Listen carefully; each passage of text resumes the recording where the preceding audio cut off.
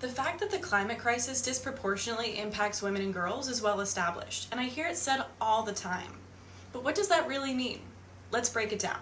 Climate crisis is defined as shifts in global and regional climate patterns, particularly from the mid-20th century onwards.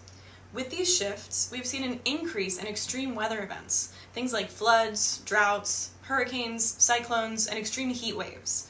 Extreme weather events like these can lead to crises where people lose things like their homes, livelihoods, and it's in these moments of crisis where we really see gender inequity.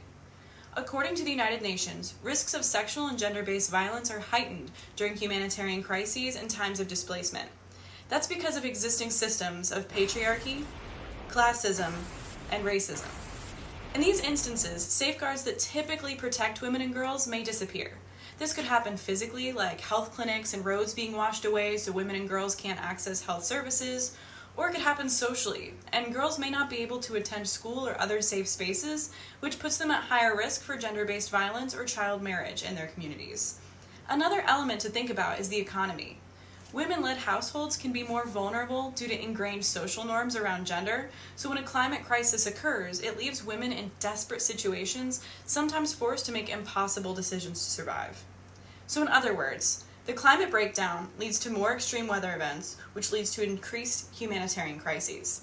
Humanitarian crises, plus existing structural inequalities, equals climate change disproportionately impacting women and girls.